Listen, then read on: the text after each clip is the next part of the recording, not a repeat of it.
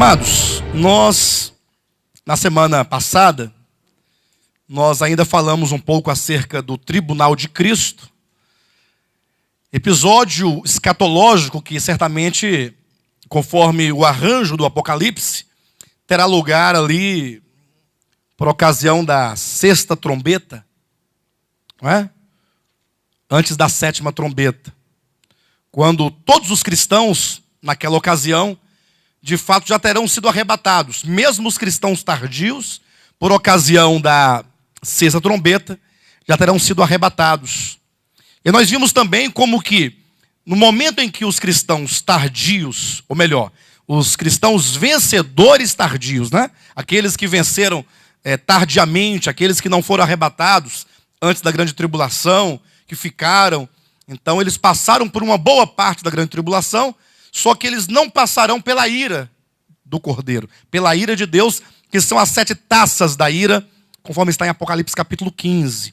Então eles são arrebatados, no momento no qual acontece o tribunal de Cristo, já falamos acerca do tribunal, e então acontecerá na terra, por ocasião ali da sexta trombeta, e ainda a sétima trombeta, o finalzinho da grande tribulação, bem no final. Enquanto nos céus estiver acontecendo o tribunal de Cristo, na terra estará acontecendo o final desfecho da grande tribulação, com a ira de Deus, que são as 7 taças da ira derramadas sobre a terra.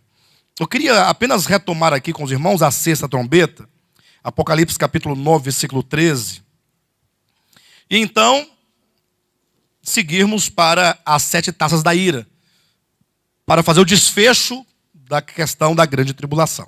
Há algo interessante aqui no capítulo 9, porque no capítulo 9 de Apocalipse nós temos a 5ª trombeta e a 6ª trombeta. Esse capítulo ele é muito interessante. Se os irmãos bem atentarem para o que acontece, vamos tentar aqui colocar numa ordem progressiva os acontecimentos da grande tribulação.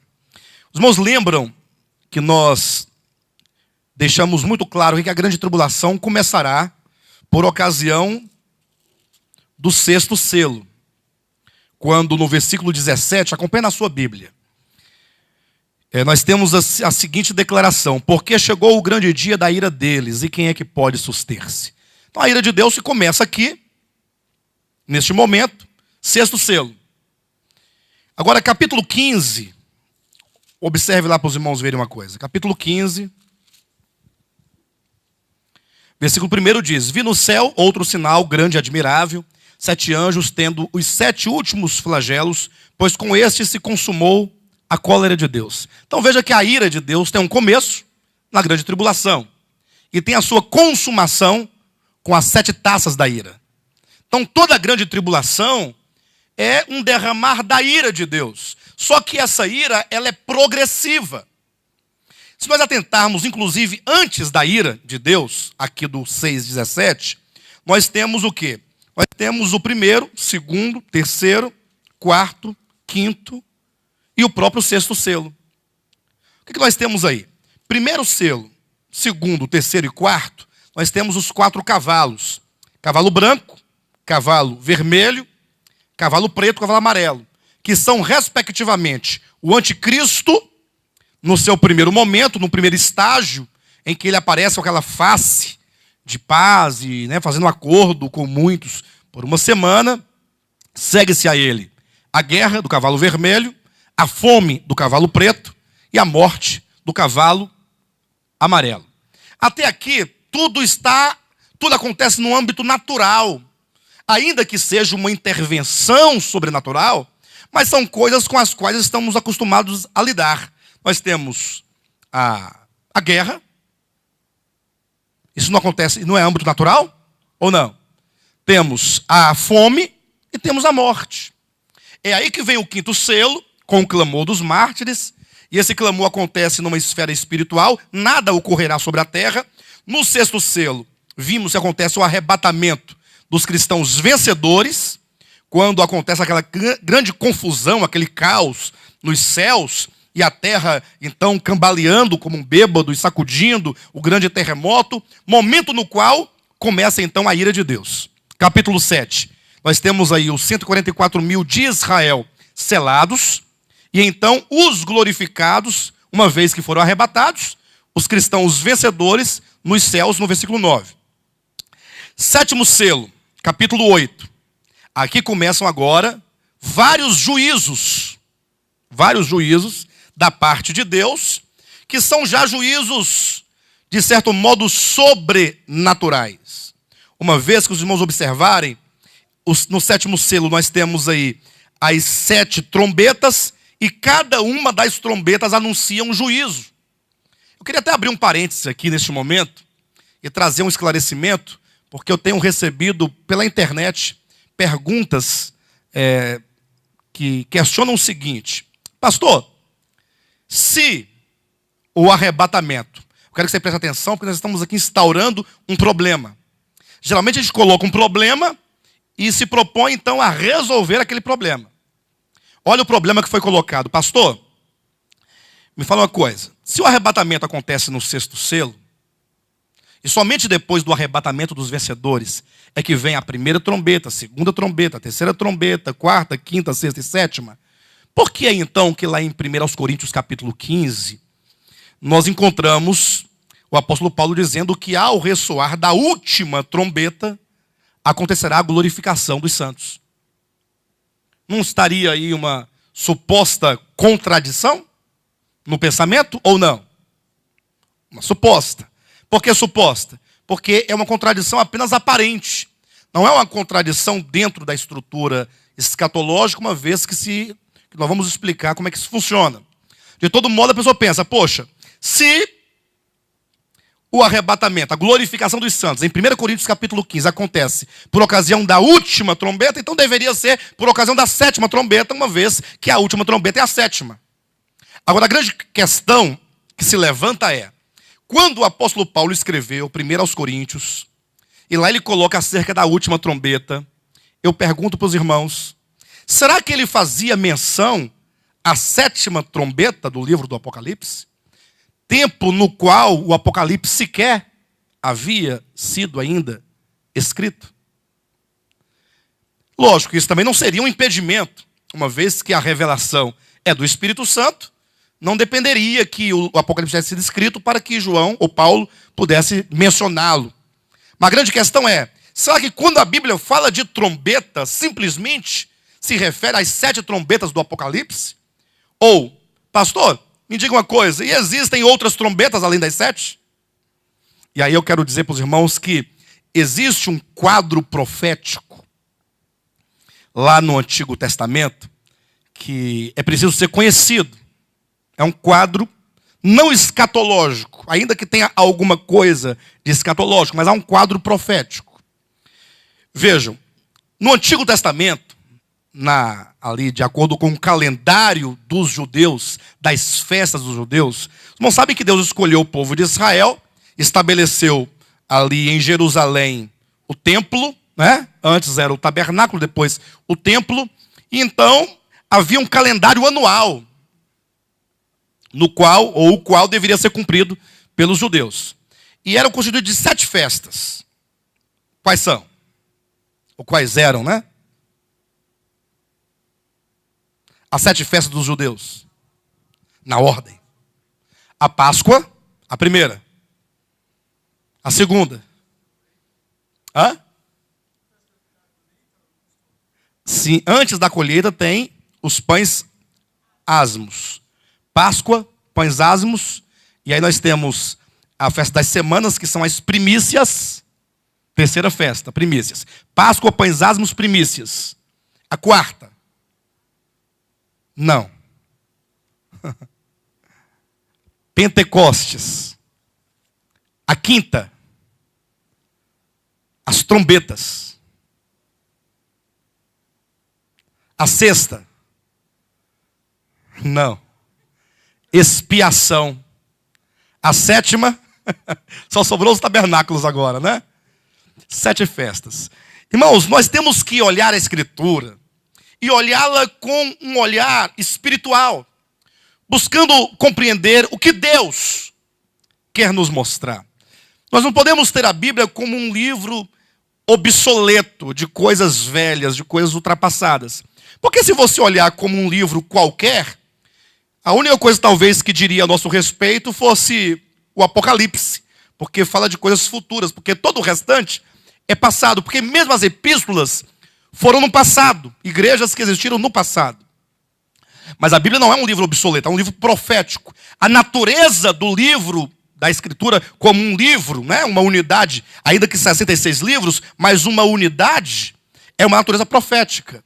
A Bíblia, ela visa, como um todo, revelar a Deus na pessoa do seu Filho e o seu eterno propósito. Esse é o suprassumo da Escritura. Quando você olhar para a Escritura, mesmo fechada, você tem que olhar já com tal impressão. Deus se revelou aos homens mediante este livro. Um livro extremamente complexo. Deus se revelou a nós na pessoa do seu Filho e revelando o seu propósito eterno. Então as 7 festas dos judeus formam um calendário profético, declarando coisas que Deus faria ao longo, né, a partir de Cristo em diante, cumprindo o seu propósito. Então, quando você pergunta, qual é a primeira festa do povo de Israel? A primeira festa, a Páscoa. Quando é que essa Páscoa dos judeus, Êxodo capítulo 12, a primeira menção está em Êxodo. Capítulo 12, por ocasião da saída do povo de Israel do Egito. Eles fazem a festa, celebram a Páscoa, comem um cordeiro pascal, saem do Egito, tornam-se peregrinos. Deus então ordena que a partir de então eles comecem a sacrificar aquele cordeiro pascal todos os anos. Aí estabelece a Páscoa anual. O que essa Páscoa representa? Bem, como eu não tenho tempo de falar das festas, em outra ocasião poderei falar dessas festas, eu quero apenas criar uma linha, né, temporal do cumprimento das festas, para vocês terem uma ideia acerca das trombetas de que fala o apóstolo Paulo em 1 Coríntios capítulo 15. Então, primeira festa, Páscoa, diz respeito à morte de Cristo. Cristo é o cordeiro pascal. Então, erroneamente, a Páscoa chegou ao conhecimento do cristianismo como sendo o símbolo da ressurreição. Páscoa como sendo ressurreição. No calendário católico romano, até os dias de hoje, Páscoa é o quê? Ressurreição. Aí daí vem a ideia do ovo, que é vida. Que dali vai gerar a vida. Aí daí vai para o coelho da Páscoa, já é um diálogo com o paganismo, porque o coelho é um símbolo da reprodução de toda maldade e perversidade no mundo, uma vez que o coelho, como a lebre, é um dos animais imundos lá de Levítico capítulo 11, e que sendo um animal imundo, é um animal também que se multiplica numa velocidade tremenda. Então veja, enquanto Cristo é o cordeiro pascal que tira o pecado do mundo, o paganismo traz o coelho pascal que multiplica o pecado do mundo. É exatamente o inverso. Parece uma coisa totalmente sem significado, né? Na escola, o seu filho, o seu sobrinho, a criancinha lá, trazendo um coelhinho da Páscoa com aquele ovinho de chocolate. Parece uma coisa simplória. Pode até ser simplório de fato, mas as raízes disso está no paganismo, em que de alguma maneira deturpa a ideia acerca da redenção. Bem, mas a Bíblia diz que Cristo, enquanto o cordeiro pascal, é aquele que morre, não enquanto aquele que ressuscita. A morte de Cristo é a Páscoa é a morte de Cristo. Enquanto que, eu vou saltar aqui a festa dos pães asmos em razão do tempo. Enquanto que a ressurreição, sim, seria simbolizada pelas primícias. Cristo é as primícias dos que dormem. 1 Coríntios capítulo 15, versículo 20, falando ali o capítulo da ressurreição, coloca Cristo como sendo o primeiro a ser colhido para a eternidade, para a vida eterna, aquele primeiro homem ali ressurreto, entrando eternamente na glória de Deus. Não o primeiro no tempo, cuidado, não é o primeiro no tempo, mas é aquele que é o protótipo. a partir dele todos vivem, a partir dele todos ressuscitam. Ele é o primeiro, enquanto sendo ele o protótipo, enquanto sendo ele o princípio da ressurreição. Aqueles que têm o Espírito de Cristo ressuscitarão para a vida eterna. Aqueles que não têm o Espírito de Cristo não ressuscitarão para a vida eterna. É o que está em Romanos capítulo 8, versículo 11. Então nós temos a morte de Cristo na Páscoa, nós temos a ressurreição de Cristo ali nas primícias. Os irmãos percebem que as festas apontam para eventos que se cumprem na pessoa de Cristo. E é no tempo. Morte, ressurreição, Pentecostes. O que é o Pentecostes? O próprio capítulo 2 de Atos diz: ao cumprir-se o dia de Pentecostes. Ou seja, naquele dia, o Pentecostes dos judeus, daquele calendário, enquanto uma festa simbólica, encontrava o seu cumprimento em realidade. Foi um momento em que 5.000 almas se converteram a Jesus Cristo. Começou, na realidade, a grande colheita de almas. Enquanto para o povo de Israel, o Pentecostes representava a colheita da sua seara, era o momento que eles já tinham colhido todo o mantimento e tinham processado o mantimento. Então eles tinham a festa de Pentecostes. Aquela grande colheita no Antigo Testamento representava então a colheita de almas. E Pedro explica que o Pentecostes haveria de durar toda a era da graça. Lembra que ele começa dizendo: o que está acontecendo aqui em Jerusalém, com o derramamento do Espírito Santo, quando diz ao cumprir-se o dia de Pentecostes, estavam todos reunidos no mesmo lugar, de repente veio do céu um som como de um vento impetuoso, e encheu toda a casa onde estavam assentados, não foi assim? E passaram a falar em outras línguas, aí as pessoas se afluíram e acharam que eles estavam loucos, ou que estavam bêbados, melhor dizendo, e aí Pedro intervém dizendo: não, eles não estão bêbados, mas o que ocorre? Quando Pedro diz: mas o que ocorre é o que foi referido pelo profeta Joel, aí ele cita lá o derramamento do Espírito Santo. Então, ali em Atos 2 se cumpria a profecia que o Espírito seria derramado sobre toda a carne, vossos filhos, vossas filhas. Aí ele vai discorrendo a profecia de Joel, e ele vai até o momento em que se diz: e então haverá sinais no sol, na lua, nas estrelas e sobre a terra, sangue, fogo e coluna de fumaça. Então veja que o Pentecostes se estende até esses momentos apocalípticos aqui. Até esse momento final da história. De maneira que no final do Pentecostes toca-se as primeiras trombetas do Pentecostes, não do Apocalipse. Porque se é uma era pentecostal, isto é, não enquanto manifestações do Espírito, mas uma era pentecostal enquanto colheita de almas por operosidade do Espírito Santo, então as trombetas tocam como sendo os últimos avisos e chamamentos das almas. Então o Espírito Santo esteve chamando, ao longo dessa era pentecostal, pessoas. Chegará um momento, quando o Pentecostes estiver por se encerrar, essa era de salvação de almas, haverá toque de trombetas, vozes proféticas, chamando pessoas no mundo inteiro para que a igreja, o número de gentios, se completem. Assim como, ao entrar agora também a expiação, que se refere à salvação dos judeus no final da grande tribulação, também há de se tocar trombetas no dia da expiação, convocando os judeus para a salvação. Esses toques de trombetas de que diz o apóstolo Paulo, em 1 Coríntios capítulo 15, que fazem parte das festas de Israel, são trombetas não enquanto anúncios de juízos, conforme a primeira, segunda, terceira, quarta, quinta, sexta e sétima trombeta do Apocalipse. O que são as trombetas do Apocalipse? São proclamações de juízos. O que são as trombetas lá das festas de Israel, que estão dentro do Pentecostes e no início da expiação? São convites, são mensagens, são proclamações proféticas, chamando o povo de Deus, gentios no Pentecostes, expiação, os judeus para a salvação.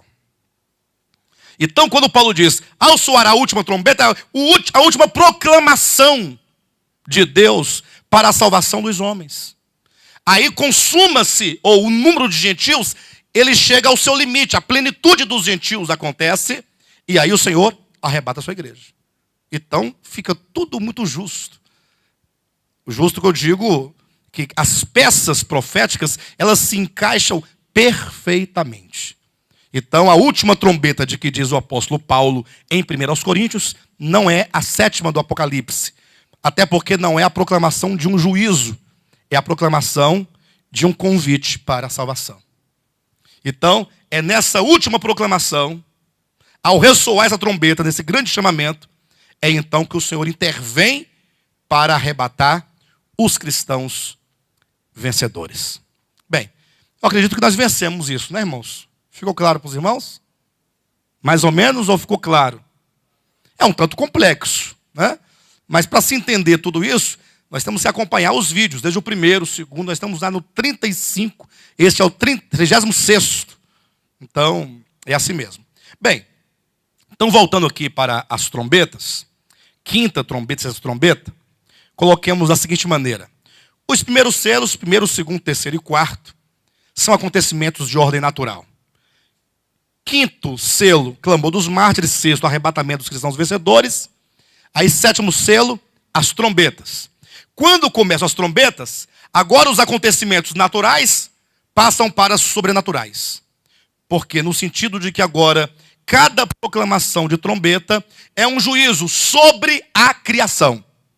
Não exatamente sobre o homem, mas sobre a terra, os vegetais, o sol, a lua, as águas dos mares e a água potável. É Deus tocando a criação, na qual o homem se encontra, como que tirando as possibilidades de vida, para que o homem possa ser reduzido a uma condição de miséria, para que, quem sabe, ele não clame a Deus por misericórdia. Porque o homem, ele é orgulhoso. O homem se orgulha de que o alimento é provisão do homem mesmo, porque o homem planta, o homem colhe, o homem transforma o mantimento, né? Ele armazena, ele distribui, ele vende. Então o homem, ele se arroga daquilo que é divino, e ele se apropria daquilo que é divino. Então é como que Deus nas trombetas fosse tirando, não tudo, mas parte, diminuindo, para que o homem pudesse se sentir fragilizado, impotente, incapaz, e quem sabe levantar os olhos aos céus e clamar por misericórdia.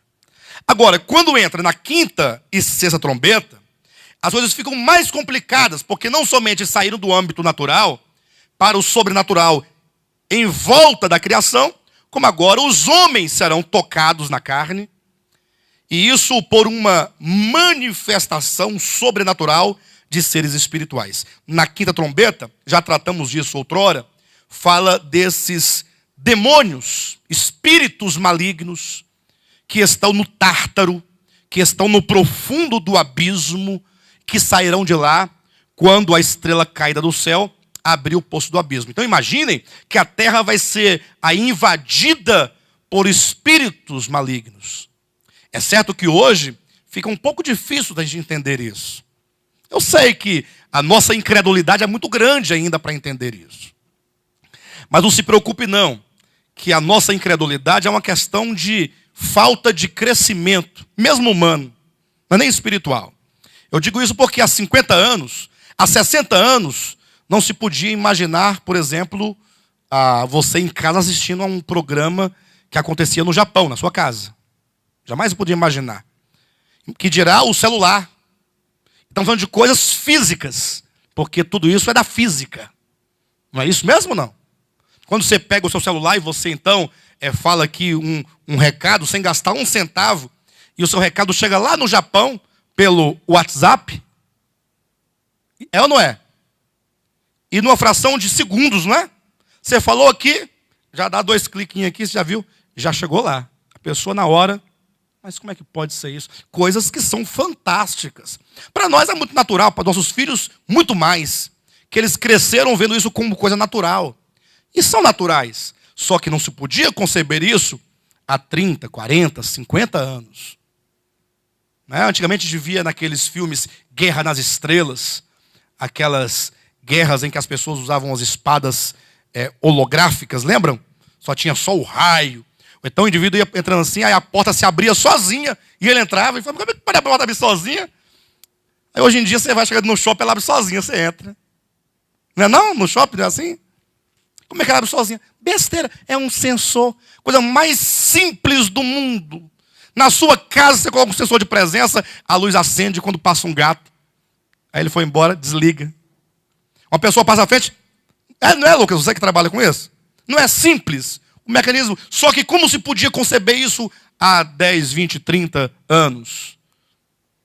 Chegará um tempo. Escute o que eu vou te falar. Eu espero que você, nem eu, né? Que nenhum de nós estejamos aqui, nessa época, em que haverá um ponto de interseção entre dois mundos. É porque, vamos dizer assim, o mundo natural no qual vivemos é como se fosse uma linha reta, nessa direção. Então, tudo que está nessa direção, para nós, é tudo muito natural. Tudo é explicável cientificamente.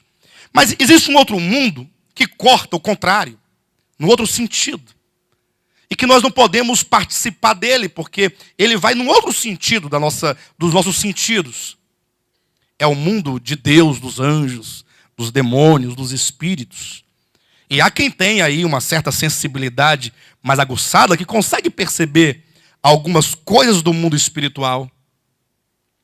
Há quem consiga, que tenha clarividência e outros dons, de certo modo, sobrenaturais, podemos dizer assim, ou mesmo dons parapsicológicos que conseguem perceber, talvez mundos paralelos ao nosso, mas que não é exatamente o nosso, mas que com um certo exercício de sensibilidade da mente se consegue perceber coisas paralelas. Mas chegará um tempo em que este mundo espiritual que corta no sentido contrário, ele vai cruzar exatamente com o nosso mundo. Quando essa linha cruzar com essa outra, vai criar um ponto de interseção, não vai? Este ponto de interseção será a coexistência dos dois mundos. Será por ocasião da quinta e sexta trombeta. Em que você ver um homem andando, o que é mais do que natural, ou um demônio, será a mesma coisa. Um ser espiritual. Por isso que nós vamos ver aqui na quinta trombeta, quando o anticristo, ele surge exatamente aqui na sua segunda fase, será a ressurreição do anticristo, uma vez que ele vai morrer. Já falamos isso outras vezes, ainda falaremos no capítulo 17 de Apocalipse. Ele vai morrer e vai ressuscitar. Interessante que assim como Jesus Cristo, ele teve 3 anos e meio de ministério, ao cabo do qual ele morreu e ressuscitou, o anticristo vem, terá 3 anos e meio de ministério, ao cabo do qual, ou dos quais, ele morre e ressuscita. Há uma imitação. Falaremos disso com maior propriedade já no capítulo 17 de Apocalipse. Daqui umas 3, 4, 5 semanas, chegaremos lá, talvez.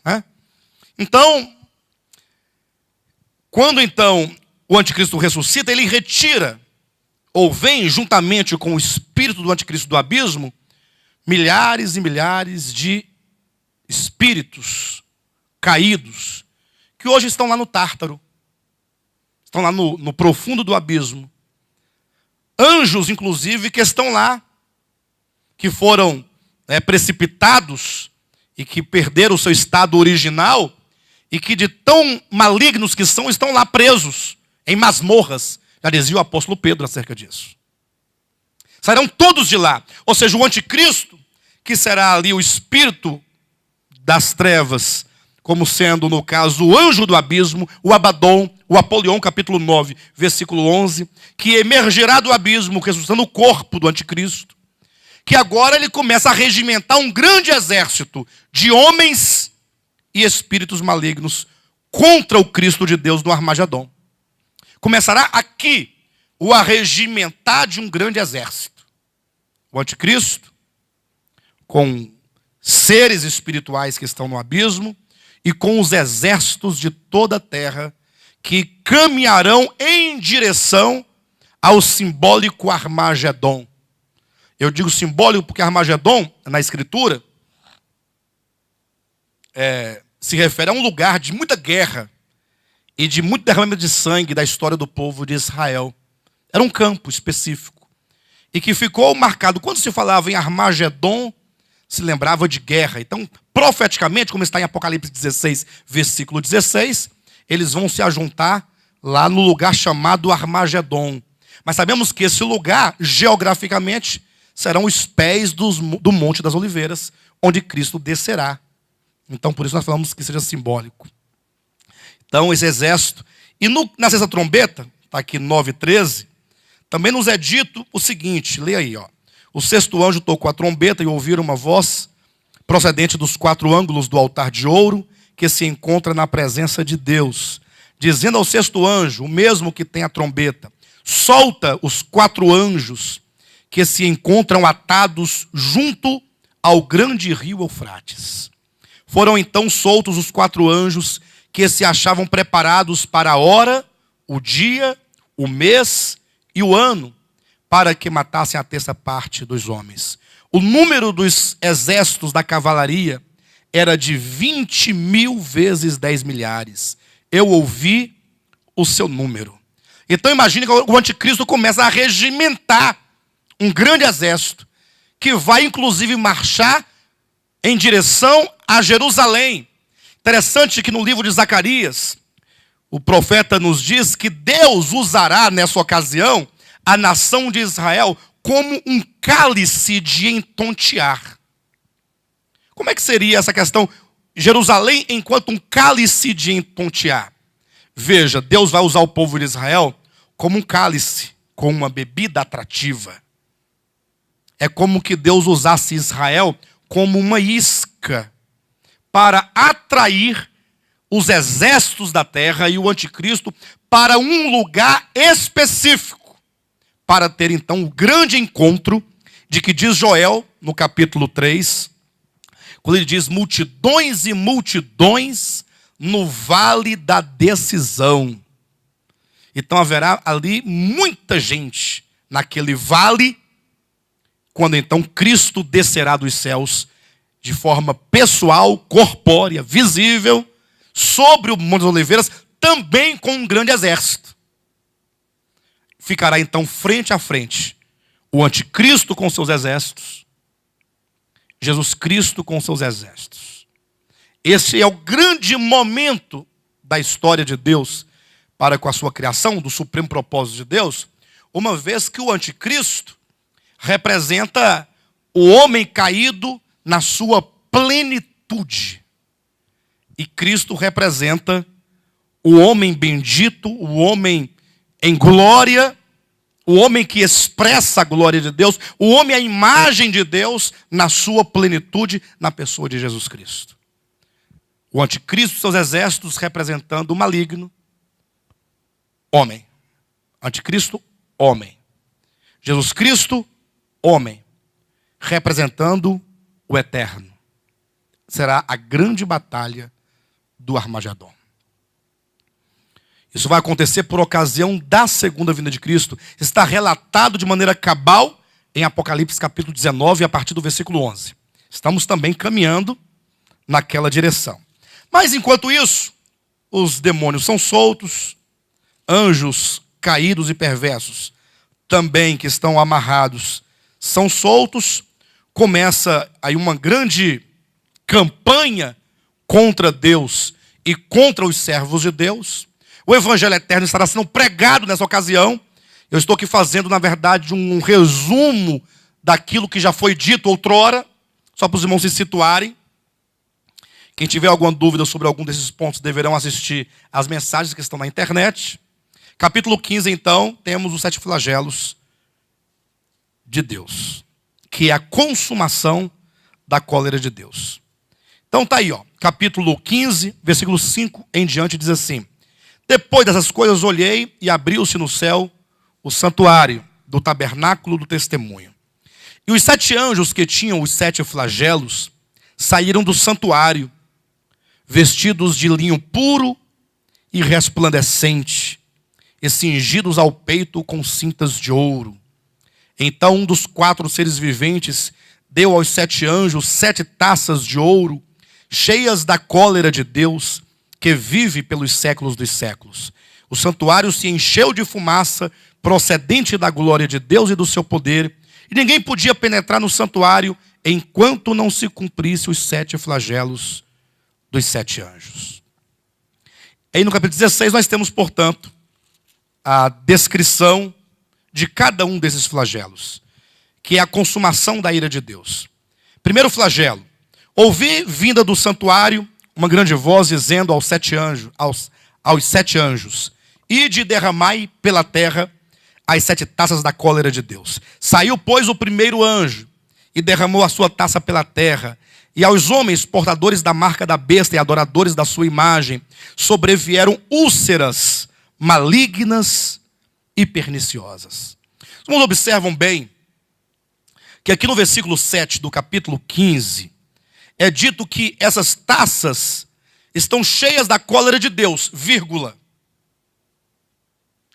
que vive pelos séculos dos séculos. O que se dá para entender disso, hein? Será que o Apocalipse é um livro prolixo?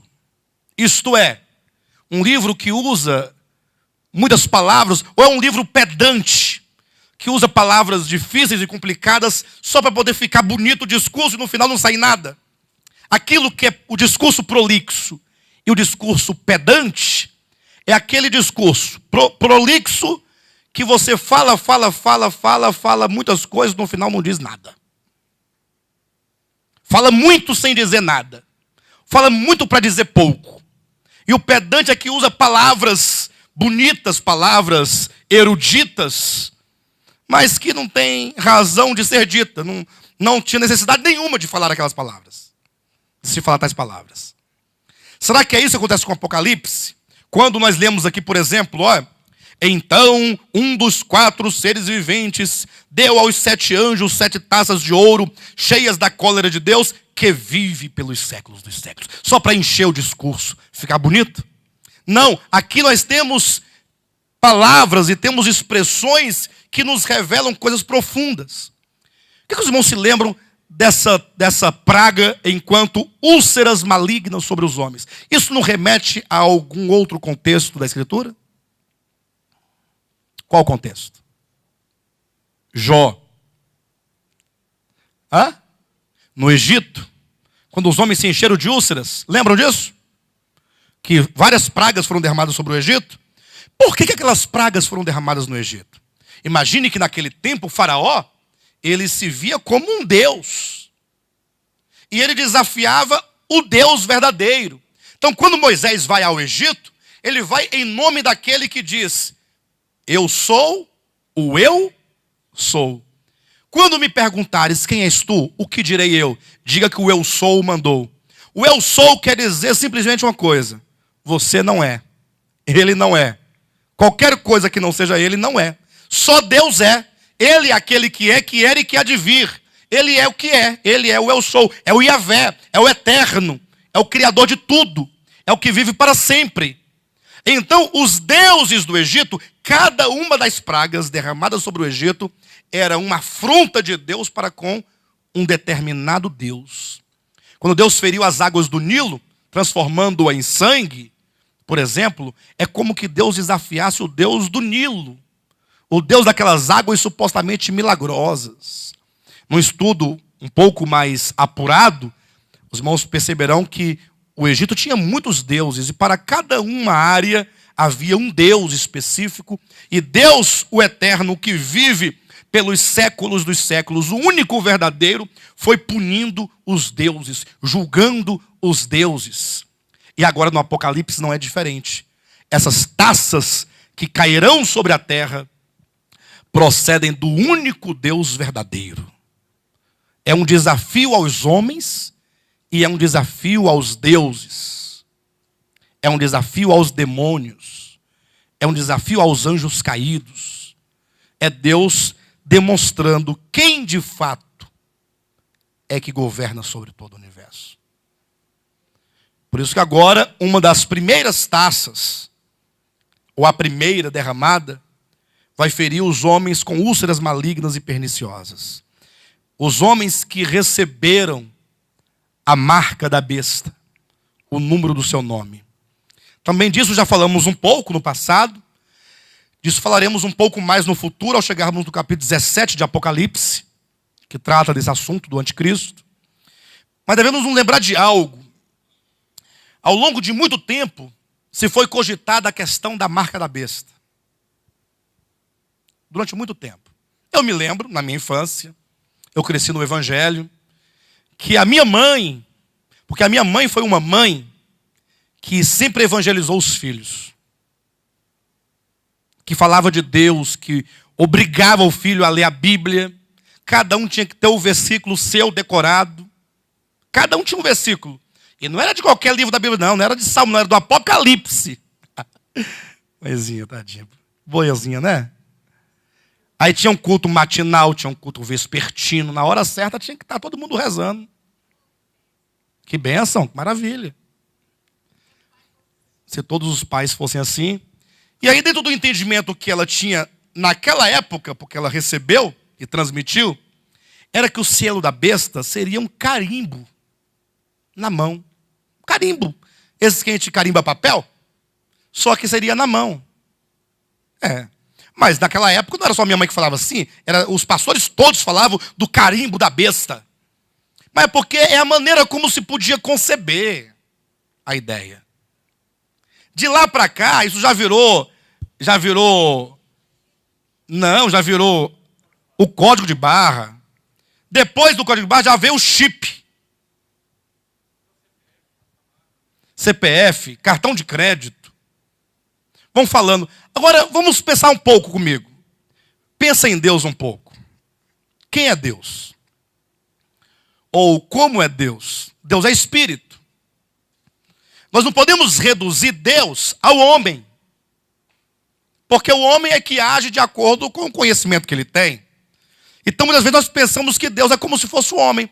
Antigamente, há 30 ou 40 anos, só podia o selo da besta ser um carimbo, porque era tudo que a gente sabia que podia ser real, um carimbo. Mas Deus é espírito, pensa um pouco.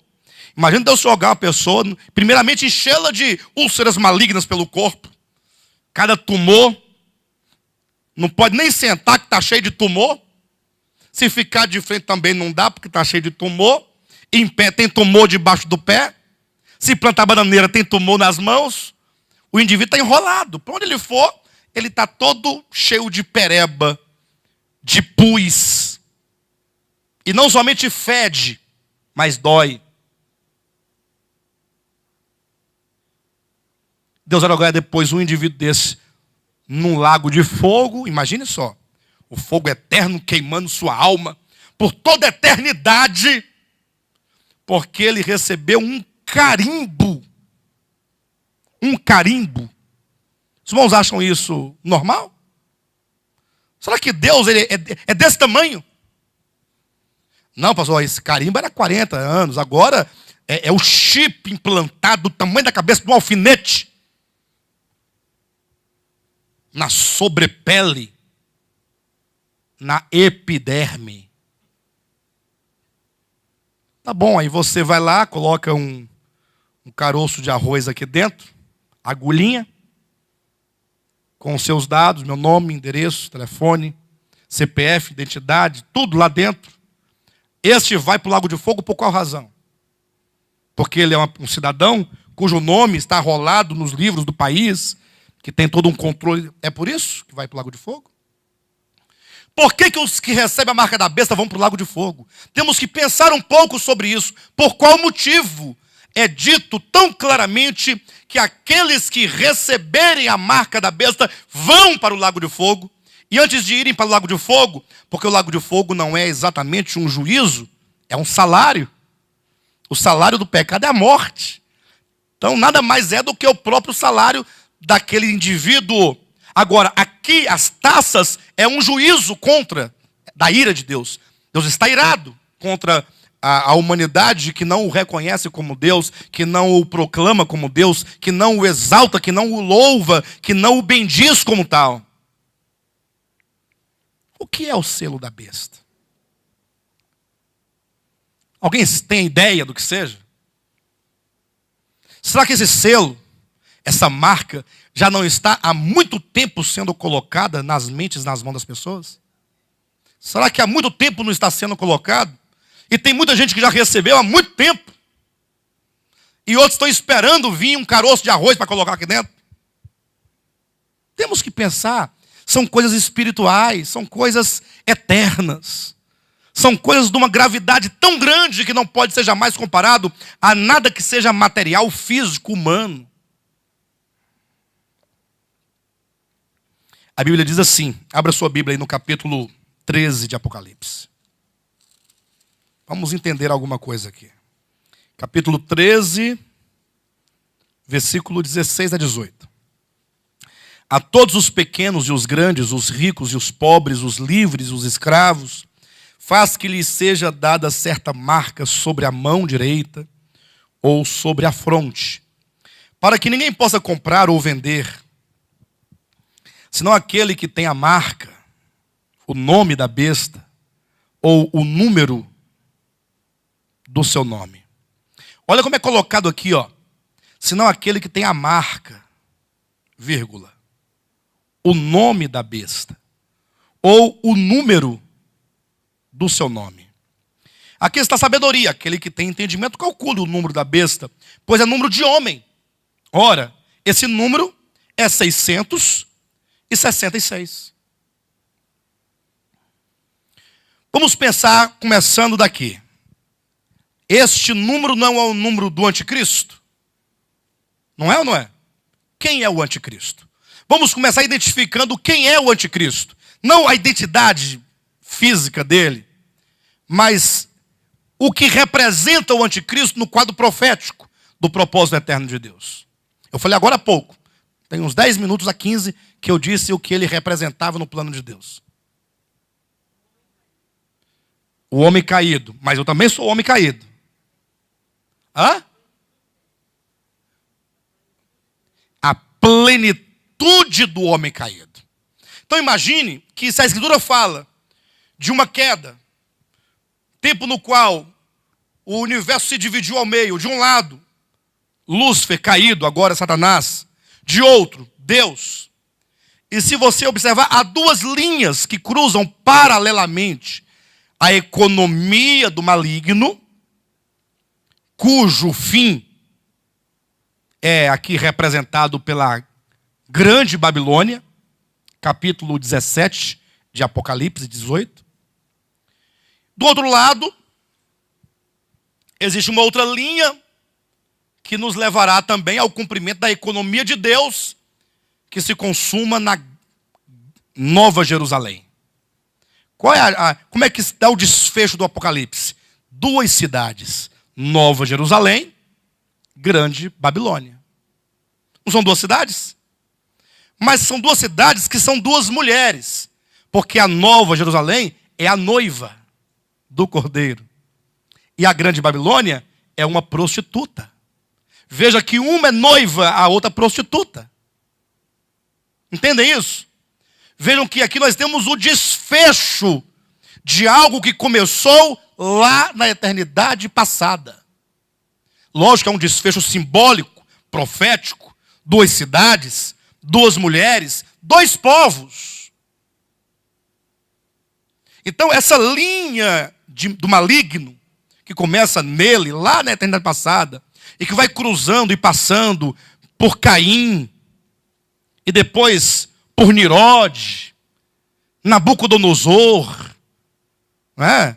Antíoco Epifânio. Não há uma linha de homens perversos na Bíblia? O rei de Tiro. E vai passando, ó, Herodes, Nero, até chegar essa linha de homens perversos no máximo do homem caído. O homem mais perverso de todos, porque é a consumação. É o homem caído em plenitude, em maturidade, em frutificação. O anticristo. É o máximo que o homem do pecado conseguiu chegar. É o homem caído. Há uma linhagem. Caim, Lameque, pode ir colocando. Nirode, Nabucodonosor, Antíoco, rei de Tiro, Herodes, Nero, e você vai indo. O último é o anticristo. Homem que começou em Caim, o último, anticristo.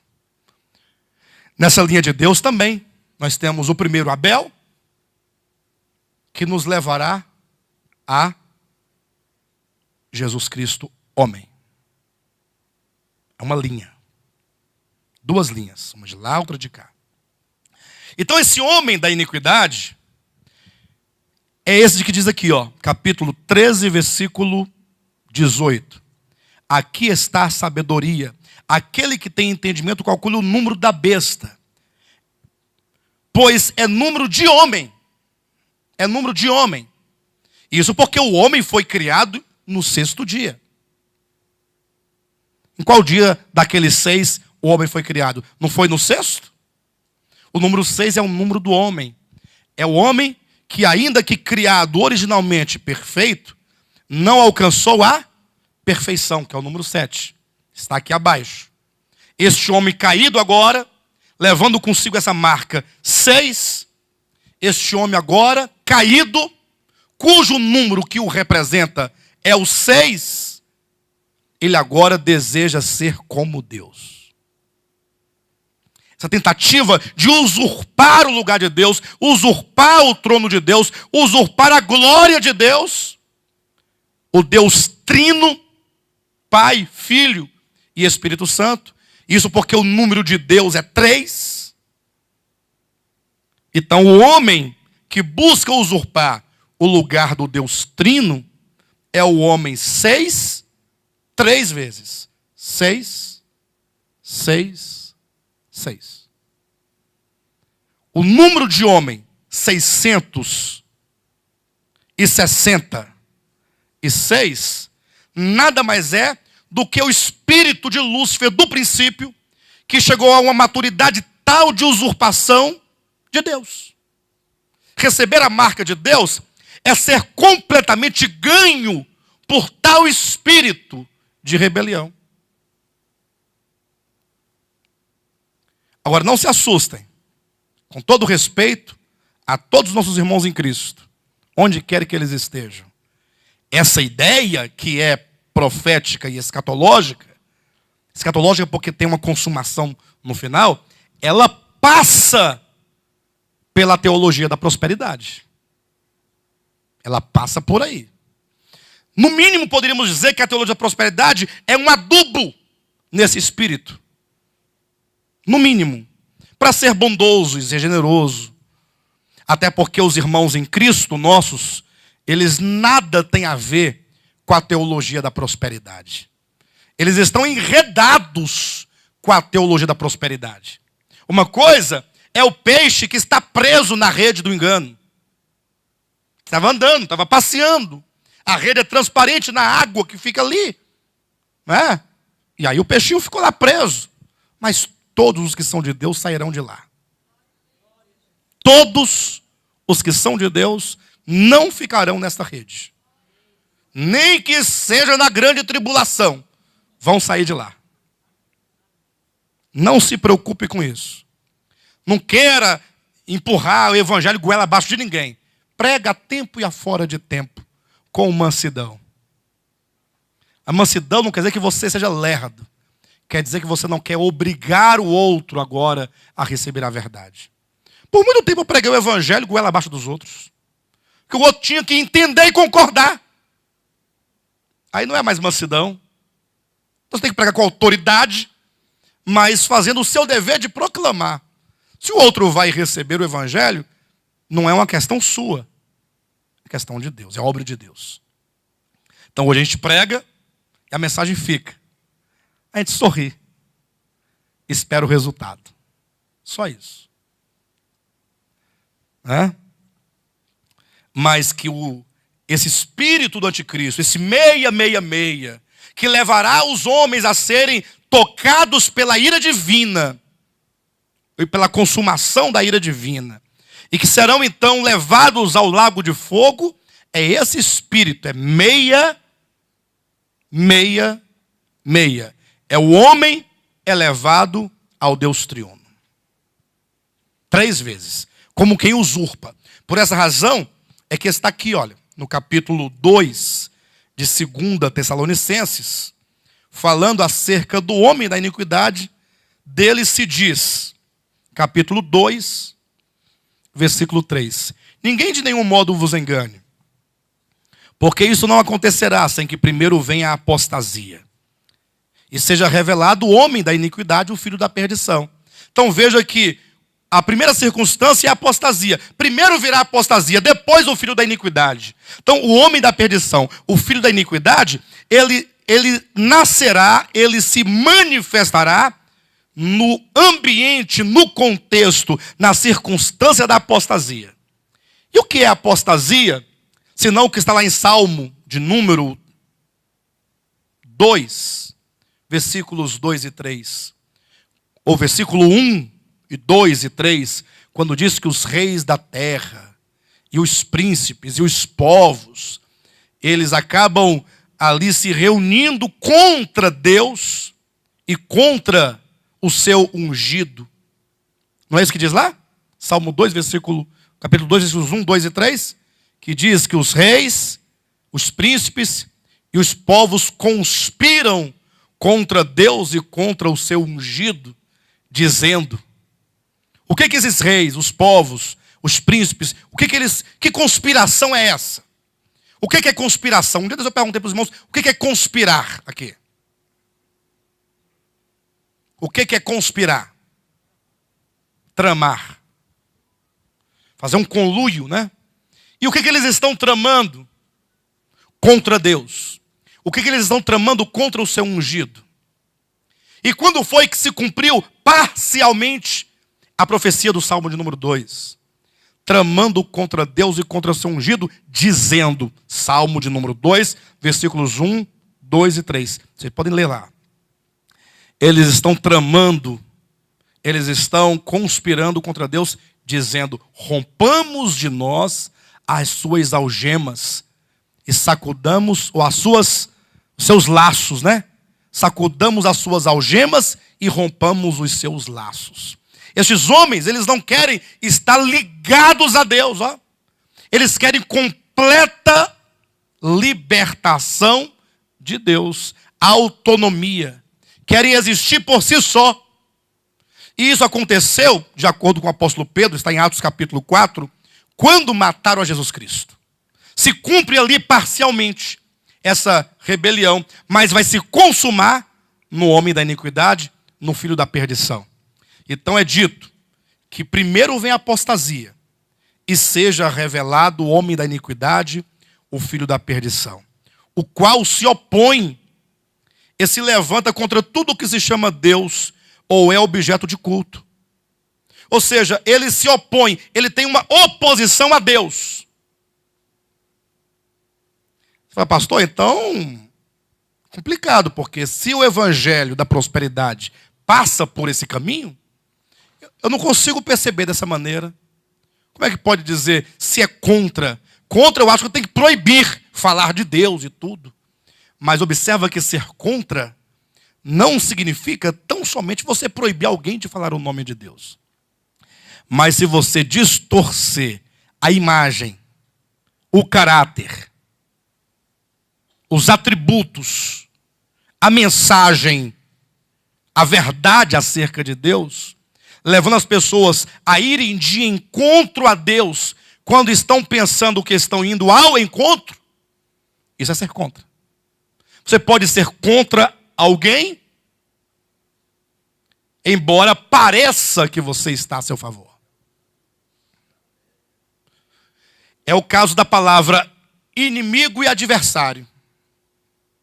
O inimigo é aquele que é contra você, só que ele está fora dos teus muros. O adversário está dentro dos muros. É como um jogo de futebol. Ali não temos inimigos, temos adversários dentro do mesmo campo. Mas um busca a derrota do outro. Então é dito que esse homem da iniquidade, o filho da perdição, ele se opõe e se levanta contra tudo que se chama Deus ou é objeto de culto, a ponto de ostentar-se onde? Onde? Não. A ponto de assentar-se no, ostentando-se como se fosse o próprio Deus. Eu pergunto, esse homem da iniquidade, esse espírito do anticristo, ele é contra Deus? E contra tudo que se chama Deus e objeto de culto? Mas como é que agora ele está dentro do santuário como se fosse? Hã? E como é que ele está no santuário ostentando como se fosse Deus? E aqui nós temos duas aplicações. Uma que há de se cumprir muito em breve. Esse santuário no qual ele se assenta e ostenta como sendo o próprio Deus, seria uma referência profética à reconstrução do templo de Jerusalém, que será reconstruído, no qual se colocará lá a imagem do anticristo. Jesus falou disso. Quando virdes o abominável da desolação no lugar santo, quem lê entenda, conforme diz o profeta Daniel. Está em Mateus capítulo 24, versículo 15. Jesus fazendo referência profética ao que disse era Daniel. Por outro lado, uma certa irmã em Cristo, Jessie Penlius, disse no seu livro Guerra contra os Santos, acerca desse texto. E quando eu li, eu confesso que eu fiquei espantado. Me arrepiei. Fiquei preocupado. O modo como tal pessoa interpretou esta porção foi da seguinte maneira: esse espírito da iniquidade, esse filho da iniquidade, da perdição, esse homem da iniquidade, esse filho da perdição, ele está no meio dos crentes. Ele está no meio do povo de Deus. Ele se assenta no santuário de Deus. E no santuário de Deus, que está no meio do seu povo, do povo de Deus, ele se passa por Deus. Portanto, há muitos adorando-o como se ele fosse Deus. E ele está lá. Só que é o espírito do anticristo. Você já parou para pensar nisso? De uma seriedade tremenda.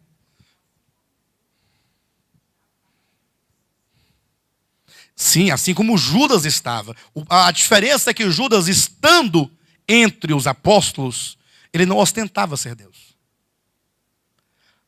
Ele era alguém que não fazia parte daquela natureza apostólica divina, era um estranho, filho da perdição. Mas ele não se pôs como Deus, em nenhum momento. Aqui é dito que o homem da iniquidade, o filho da perdição, ele se assenta a ponto de assentar-se no santuário de Deus, ostentando-se como se fosse. E no momento em que ele se coloca como Deus, ele é contra Deus. Porque sendo ele contra Deus e contra os objetos que cultuam a Deus, ele se coloca como Deus. Há uma contradição interna. Porque ele, se colocando como, ele é contra Deus. Ele não quer que os crentes adorem. Quando eu falo crente, não é evangélico. Tá? Nenhuma hipótese. Ele não quer que os crentes adorem a Deus, mas ele quer ser cultuado como Deus. Então ele não quer negar a figura de um Deus, ele quer usurpar o lugar de Deus. Entenderam? Ou não? Sim ou não, pessoal? Porque alguns pensam que o anticristo vai chegar e vai, não, você não pode mais falar de Deus, agora nada mais de Deus. Vai virar ateu? Não, ele vai colocar um Deus no lugar do Deus. Essa usurpação contra Deus, assentar-se-á como se fosse Deus, ostentando-se como se fosse Deus. E por isso que muitos acabam seguindo-o, adorando-o, se curvando diante dele, achando que é Deus. Isso, esse espírito do anticristo, ele já existe desde Caim. Já existe. Quando eu falo esse espírito, não quero dizer o espírito do anticristo. Não entenda assim. Mas esse espírito, esse princípio do anticristo, é um fio condutor que, começando em Caim, passa por Lameque, passa por Nirode e vai passando Nabucodonosor. Eu acabei de falar agora há pouco os nomes todos.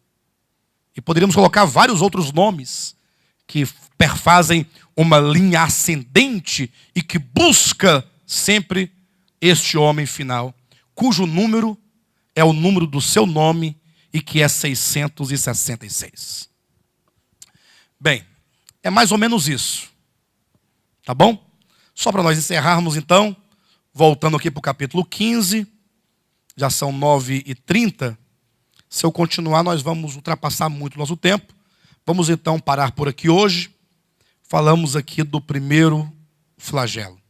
Semana que vem nós vamos concluir esses flagelos todos aqui.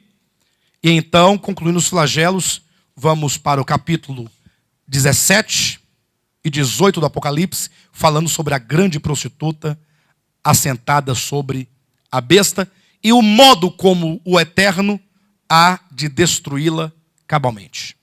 Ok? Pois não.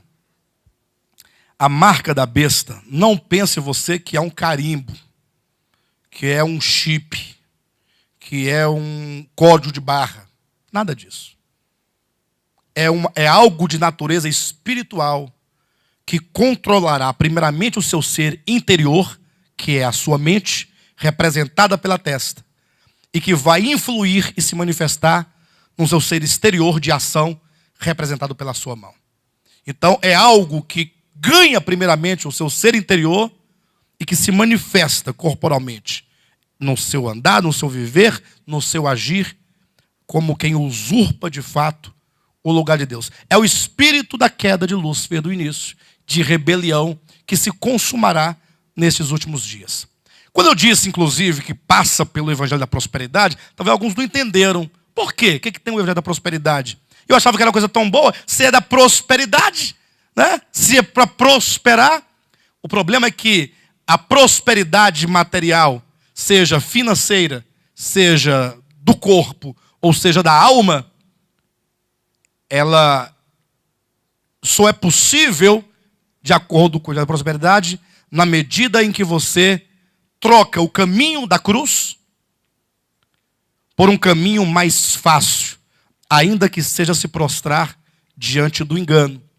Lembra que no Salmo de número 2 não é dito que o filho vai herdar as nações? Ou não? Pede-me, eu te darei as nações por herança. Não foi quando Cristo morreu na cruz do Calvário, e tendo ele morrido e ressuscitado, que é dito, toda autoridade lhe foi dada nos céus e na terra? O caminho de ele alcançar a conquista das nações, essa autoridade, não foi o caminho da cruz? Não foi mediante o morrer na cruz do Calvário que todo o poder lhe foi dado e agora ele reina sobre todos? E ascendeu acima de todos e recebeu o nome que está acima de todos? O caminho da glória, o caminho do reino é o caminho da cruz. Só que aí o maligno lhe apareceu 3 anos e meio antes e falou assim: olha, você não precisa ir à cruz e sofrer tanto para ganhar os reinos do mundo. Olha os reinos aqui, ó. Todos são meus, a mim eles me foram dados.